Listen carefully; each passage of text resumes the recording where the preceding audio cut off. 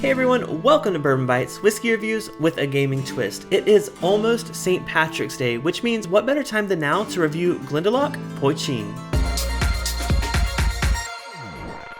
Now, I'm almost certainly mispronouncing that, but Potcheen was considered the very first distilled spirit in the world. It was actually distilled by 6th century Irish monks and made from malted barley, although this one is made from both malted barley and sugar beet. It's bottled at 110 proof, which these are typically cask strength. It was actually banned in the 1600s because the government of Ireland wanted to end up taxing it. So it sounds very familiar to a certain spirit we have here in the States called moonshine. Of course, this isn't made from corn, but it has a pretty similar story. So I wanted to open up, give it a try. I am Irish. I mean, I'm 7% Irish, but close enough. So I want to see how I like this and how it compares to American Moonshine. So on the nose, this is still really sweet. If you've tried actual moonshine, you'll know that has a really bright corn sweetness. This is a little bit different though. This is almost like a gooey marshmallow cream kind of sweetness. Definitely a lot of vanilla jumping out of the glass here. Now, I'm not sure if that comes from the sugar beet or from the malted barley, but it is a very nice nose. They do say they do age it in Irish oak cask. I'm not sure though, because this is very clear, so I'm not sure the true history on that. If you know,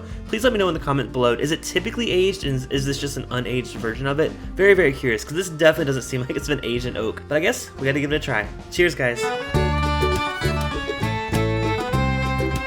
Oh, wow. The sweetness goes away. Definitely sweet on the nose, but on the palate, it doesn't really come across as sweet. It does kind of come grainy.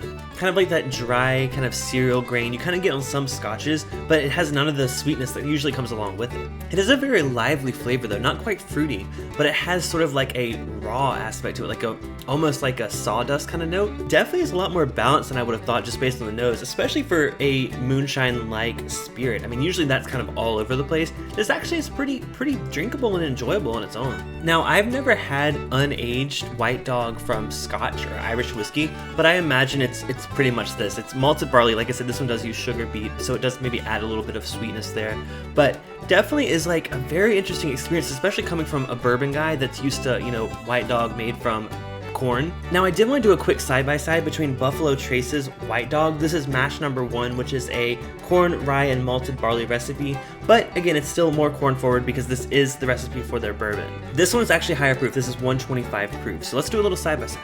This one is like a buttery sweetness. It's almost like a buttered popcorn on the nose. It's actually more butter than corn note, which is really weird. It's been a while since I've had this one, so weird to go back to it after trying that one. Let's go ahead and give it a try. Cheers. There's the corn, still buttery. It's almost like the corn kernels at the bottom of a popcorn that didn't fully get popped. I don't know if you guys are weird like me, but for some reason I like to chew on those sometimes. This kind of gives me some notes similar to that. It's kind of got that nuttiness of an unpopped popcorn kernel, but slathered in butter. Definitely oilier in the mouthfeel, and I would say more complex overall than the Potcheen. Going back to this on the nose, it's almost a little more sour than the bourbon mash bill. This one's definitely more grain forward, the Potcheen, compared to the Buffalo Trace, because this one again is malted barley. It does have a little bit of sugar beet, apparently, according to the website, but definitely grain forward. The other one is a little more complex and, you know, buttery, oily. This one's a little more straightforward. So do I recommend Glendalough Poitin?